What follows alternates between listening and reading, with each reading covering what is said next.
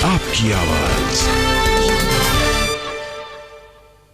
और बिहार के चुनाव के नतीजों के बाद साफ हो गया है कि नीतीश कुमार फिर से सत्ता में वापस हो रहे हैं और वो मुख्यमंत्री बनेंगे, जबकि आरजेडी की लालटेन इस बार बिहार में जली जरूर लेकिन सत्ता तक नहीं पहुंच पाई है। लेकिन आपको दिखाते हैं कि पार्टियों का जीत का जो स्ट्राइक रेट है वो किस पार्टी का प्रदर्शन किस तरह से रहा है, सबसे बेहतरीन प्रदर्शन किसका रहा ये भी बताएंगे, पुअर परफॉर्मेंस किसका है ये भी आपको बताएं। तो एक बार आपको दिखाते हैं तो आप समझ पाएंगे कि आखिरकार जो चुनाव हुए हैं किस तरह से यहां पर स्ट्राइक रेट रहा है। सबसे पहले बीजेपी, क्योंकि भले ये दूसरी सबसे बड़ी पार्टी है लेकिन अहम रोल निभाया है।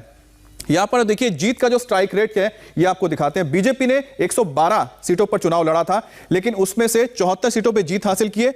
66% स्ट्राइक रेट रहा है जो बेहतरीन रहा है। दूसरी बात है कि बीजेपी के वजह से ही कई ऐसे इलाके, खासतौर पे दरभंगा का इलाका हो या फिर जो चंपारण के जो इलाके हैं वहां पर जो सीटें एनडीए को सबसे ज्यादा निकल कर आई हैं और ये जो श्रेय जाता है वो बीजेपी को जाता है क्योंकि इस इलाके में बीजेपी की जो पकड़ है जबरदस्त रही है। जेडीयू जो कि एनडीए की दूसरी सबसे बड़ी सहयोगी पार्टी है और साथ ही साथ मुख्यमंत्री नीतीश कुमार भी इसी पार्टी से आते हैं।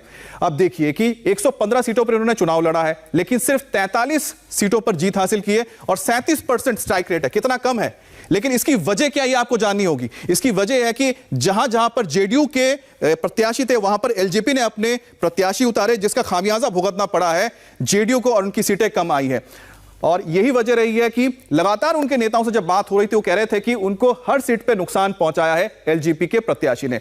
अब देखिए लालटेन यानी कि आरजेडी ने 144 सीटों पर चुनाव लड़ा था, 75 सीटें जीती हैं लेकिन स्ट्राइक रेट कितना रहा है 52%। लेकिन सबसे अच्छा जो स्ट्राइक रेट है अभी वो बीजेपी का ही नजर आता है और आरजेडी को जो नुकसान पहुंचा है कुछ सीटों पर बताया जाता है कि एलजेपी ने भी इनको नुकसान पहुंचाया। अब कांग्रेस देखिए, कांग्रेस ने 70 सीटों पे चुनाव लड़ा, जीते कितने 19, 27% का स्ट्राइक रेट है ये देखिए। लेकिन इसके बाद एक और पार्टी है जो सहयोगी रही है सीपीआईएमएल, उसका जो स्ट्राइक रेट है इससे बेटर है क्योंकि उन्होंने अगर 30 सीटों पर चुनाव लड़े हैं तो उन्होंने 16 सीटें जीती हैं लेकिन कांग्रेस को 70 सीटों में भी वो सिर्फ और सिर्फ जितने सीटें जीत पाई है 19। तो सोचिए सीपीआईएमएल ने 30 सीटों पर चुनाव लड़ा, उन्होंने 16 सीटें जीत ली, इन्होंने लड़ा है चुनाव और देखिए और जीत का स्ट्राइक रेट लड़े लेफ्ट का 29, जो हम कह रहे थे 30 में बता रहा था, 29 सीटों पे चुनाव लड़े, 16 सीटें 55%। देखिए लगभग 55%, यानी कि जो आरजेडी का स्ट्राइक रेट है वो भी लेफ्ट पार्टियों का, खासतौर पे जो सीपीआईएमएल है उसका जो स्ट्राइक रेट इतना अच्छा रहा है। और यही वजह है कि जो 75 सीटें मिली है आरजेडी को और 110 सीटें जो महागठबंधन को मिली है उसमें ये 16 सीटें आप जोड़ दीजिए तो उनको काफी फायदा नजर आता है। तो सबसे पहले आपको ये भी बताते हैं कि जो बिहार में दिलचस्प तस्वीर सामने आई है जिसमें कैसे तेजस्वी के हाथ से सत्ता फिसल गई। पहले चरण में जब तेजस्वी की रैली हुई थी उसमें भीड़ काफी उमड़ी थी और मैदान खचाखच भरा रहता था, बड़ी तादाद में लोग आते थे। लेकिन दूसरे और तीसरे चरण में एनडीए के जो वोटर्स ने बाजी पलट दी, उसकी वजह भी आपको बताएंगे। नतीजों से समझिए कि पहले चरण के 71 सीटों के नतीजों की बात करते हैं तो उसमें 48 सीटें इसमें महागठबंधन के पास गई है। जो इलाका पड़ता है रोहतास का, सासाराम का पड़ता है इलाका, ये जो कैमूर के इलाके हैं इसको हम तो समझाते हैं आपको। देखिए आरजेडी के पास 48 जो सीटें आई है, ये पहले चरण की जो 71 सीटें थी, 71 सीटें जो थी उसमें से 48 सीटें गई हैं। एनडीए को कितनी गई है एक बार फिर से दिखाते हैं, 21 और अन्य को 2 गई है। तो आप समझिए कि जो इलाका है, जो पहले चरण में जो इलाके थे जिसमें गया का इलाका पड़ता है, सासाराम का इलाका पड़ता है, रोहतास का इलाका पड़ता है, औरंगाबाद का इलाका पड़ता है, इन्हीं इलाकों में सबसे ज्यादा सीटें निकाली आरजेडी ने। लेकिन आपको एक बात ध्यान में रखनी होगी, जो ये सीट है, जो 48 का जो आंकड़ा है आरजेडी के लिए ये नई बात नहीं है क्योंकि 2015 में जो चुनाव हुए थे तब भी आरजेडी के पास यहां पर और करीब 45 से ज्यादा सीटें थी, इसके आसपास ही सीटें थी, तो यहां पर उन्होंने उसको मेंटेन किया है। लेकिन इसके बाद जो चुनाव, उसके बाद जो हुए, देखिए 94 सीटों में जब दूसरे चरण का चुनाव हुआ उसमें क्या हुआ, 52 सीटें लेकर आ गई। 52 सीटें जहां पर लेकर आई है, ये वो इलाका था जिसमें हम बात करते हैं तिरुत का इलाका, जो चंपारण के इलाके पड़ जाते हैं, सारण सिवान का इलाका पड़ जाता है, गया के बाद के पास के जो इलाके ये पड़ जाते हैं, यहां पर इन्होंने बाजी मार दी और यहां पर देखिए 0 हो गया, अन्य कुछ नहीं मिला और स्ट्राइक रेट 52 रहा है यहां पर एनडीए का। अब तीसरे चरण में क्या हुआ, तीसरे चरण में जो सीमांचल का इलाका पड़ता है, सीमांचल सबसे हैरानी करने वाला इलाका है जिसमें आपका दरभंगा का इलाका पड़ेगा, मिथिलांचल का इलाका पड़ेगा, पूर्णिया का इलाका पड़ेगा। यहां पर मुस्लिम आबादी बहुत ज्यादा है और माना यह जाता है कि यह आरजेडी का गढ़ है क्योंकि यहां पर यादव और मुस्लिम फैक्टर काम करता है। लेकिन देखिए कैसे धराशायी हो गया, सिर्फ सीटें आती है आरजेडी की, यानी कि उसमें जो महागठबंधन है, और एनडीए को कितनी सीटें मिलती है, 53 सीटें। यह सबसे चौंकाने वाला आपको कह सकते हैं आंकड़ा है, जिसके बारे में शायद किसी ने भी सोचा नहीं था कि सीमांचल के इलाके में, दरभंगा के इलाके में, मिथिलांचल के इलाके में एनडीए को इतनी सारी सीटें मिल जाएगी, क्योंकि यहां पर मुस्लिम फैक्टर बहुत काम करता है। और यहीं से जो 5 सीटें आप देख रहे हैं अन्य के पास गई है, ये 5 सीटें एमआईएम असदुद्दीन ओवैसी को मिला है, जो कि एक बड़ा फैक्टर बनकर सामने आया है इस चुनाव में कि 5 सीटें इनके पास गई हैं। अब कैसे एनडीए के लिए वोट कटवा बन गए थे चिराग पासवान, ये आपको हम बताते हैं। बिहार में एलजेपी को कुल 6% वोट मिले हैं। देखिए, एलजेपी को यहां पर बिहार में 6% वोट मिले हैं। आप सोचिए कि 4 करोड़ 10 लाख जो वोट्स थे उसके अंदर 6% निकल जाते हैं। 147 सीटों पर एलजेपी ने चुनाव लड़ा है, और इन चुनाव को लड़ने के बाद उसने वोट काटे हैं। 9 सीटों पर 20% से 31% वोट मिले। अगर ये ट्रांसफर होते एनडीए के तो आप समझ सकते हैं समीकरण कैसे बदलता। 15 सीटों पर 10% से 20% वोट मिले हैं, और 13 सीटों पर 5% से 10% वोट मिले हैं। तो किस तरह से हर एक सीट पर जो महागठबंधन को आप कह सकते हैं उनको भी हराने में कहीं ना कहीं एक एलजेपी का रोल नजर आता है। लेकिन 6% जो वोट गया है एलजेपी का, वो खिलाफ गया है एनडीए के, जिसके वजह से कई सारी जो सीटें हैं, खासतौर पे जेडीयू की सीटें कम हुई है। उसमें एक एग्जांपल आपको देखते हैं, मटियानी एक सीट है, वहां से एलजेपी के जो उम्मीदवार है वो जीते, लेकिन वो सीट रही है हमेशा से जेडीयू के पास, लेकिन वो निकाल इसलिए ले गए क्योंकि वहां पर वोट कट गए, और यही वजह है कि वहां पर एलजेपी जीता। एक सीट जो मिली है वो सिर्फ मटियानी की सीट गई है एलजेपी के हिस्से में। एलजेपी ने कैसे एनडीए का खेल बिगाड़ दिया, ये आपने देखा है। अब देखिए कि कैसे ओवैसी की पार्टी ने महागठबंधन के वोट बैंक में सेंधमारी की है। 24 सीट सीमांचल में 24 सीटों पर चुनाव लड़े हैं, और बड़ी तादाद में मुस्लिम वोटर ओवैसी के साथ गए हैं, और 5 सीटों पर एमआईएम जीती है। और यहां पर सबसे बड़े फैक्टर क्या नजर आया, यहां पर पोलराइजेशन हुआ। जब आप देखते हैं कि एनडीए को यहां पर जो बढ़त मिली, इस पोलराइजेशन की वजह से मिली, क्योंकि जहां पर और यहां पर जो असदुद्दीन ओवैसी है, सीए का मुद्दा उठाया, एनआरसी का मुद्दा उठाया, जिस मुद्दे को तेजस्वी नहीं उठा रहे थे, क्योंकि उनका जो यादव वोटर है वो इन मुद्दों से अपने साथ नहीं रखता, उसके साथ नहीं है। और यही वजह है कि यादव वोटर्स को साथ रखने के लिए तेजस्वी ने सीए एनआरसी का मुद्दा नहीं उठाया, लेकिन ओवैसी ने उठाया। पोलराइजेशन हुआ, वहां पर 5 सीटें वो लेके निकल गए, यानी कि जो आरजेडी का जो वोट बैंक था वहां पर मुस्लिम यादव, उसमें सेंधमारी हुई है, और फायदा मिला है ओवैसी को। और इसका पोलराइजेशन का जो दूसरा फायदा गया है वो गया है सीमांचल के इलाके में बीजेपी को। लेकिन ये कह सकते हैं कि इस इलेक्शन का एक बहुत बड़ा यहां पर सिग्निफिकेंट एक मुद्दा सामने आया है कि किस तरह से ओवैसी ने 5 सीटें निकाल ली बिहार में। जैसे सीमांचल की अमौर सीट पर महागठबंधन की तरफ से कांग्रेस चुनाव मैदान में थी, यहां कांग्रेस को करीब 17% वोट मिला है, जबकि जेडीयू को 23%। एक सीट आपको बता रहे हैं, अमौर, ये जो इलाका देख रहे हैं, यहां पर कांग्रेस के 17 सीटें, जेडीयू को 23, एमआईएम को कितने परसेंट वोट मिले आपने ये देखा है।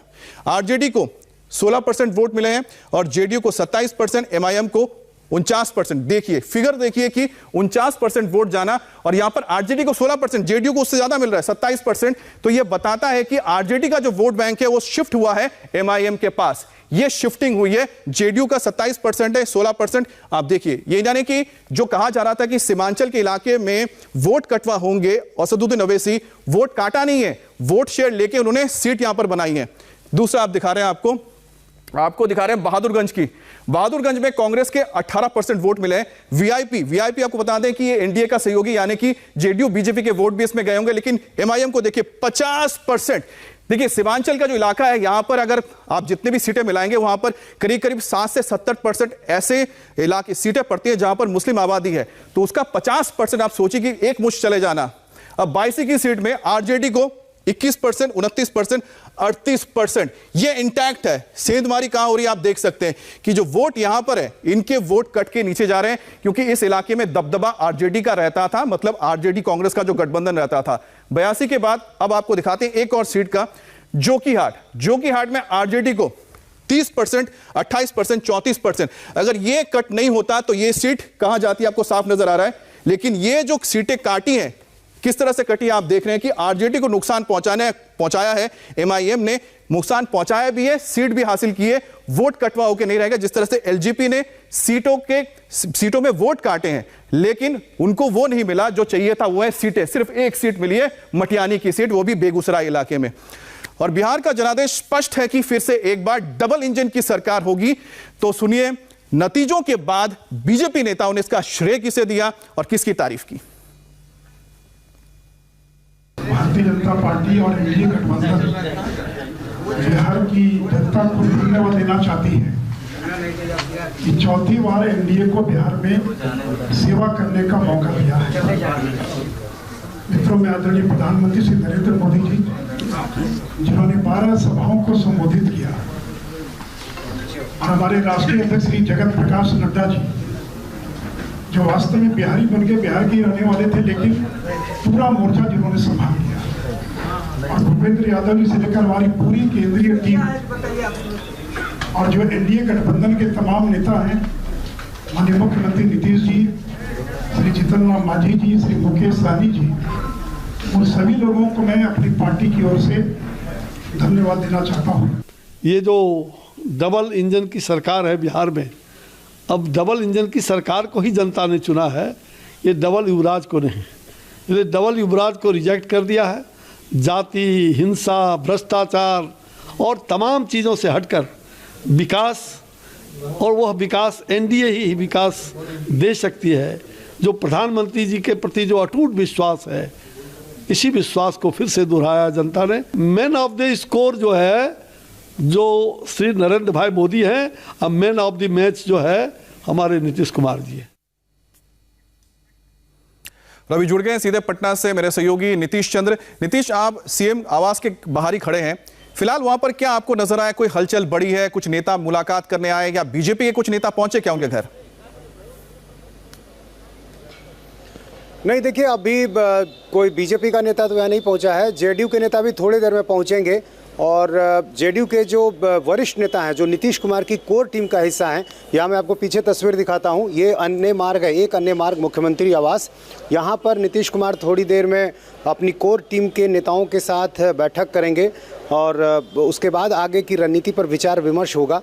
फिलहाल अभी जो अलग अलग क्षेत्रों में जो विधायक हैं जिन्होंने जीत हासिल की है, उन सबों का इंतजार किया जा रहा है। वो सारे विधायक जब यहाँ पहुंचेंगे। नीतीश, एक बात बताइए, क्या जेडीयू के जो नेताओं से आपकी बातचीत हुई? जिस तरह से बीजेपी कह रही है कि जो श्रेय है जीत का वो जाता है प्रधानमंत्री मोदी को, जेडीयू के अंदर क्या मानते हैं?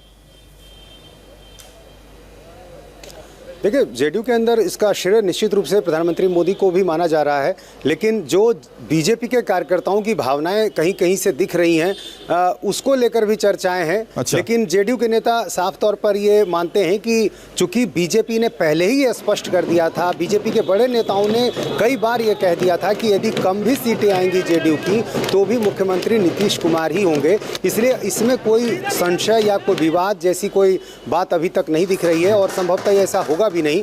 ये आखिरी चुनाव है नीतीश बिल्कुल, कुमार, क्योंकि प्रधानमंत्री मोदी ने भी था। अपने जितने भी रैलीज हुई थी उसमें साफ कहा था कि नीतीश कुमार ही बनेंगे मुख्यमंत्री। फिलहाल आपको हम बताते हैं कि किस तरह से आगे भी आज जो तैयारियां हो रही हैं, चाहे दिल्ली में बीजेपी ऑफिस में या फिर बिहार में बीजेपी और जेडीयू के ऑफिस में, किस तरह की तैयारियां क्या होने जा रहा है, ये भी आपको ताजा अपडेट देंगे, लेकिन इस ब्रेक के बाद।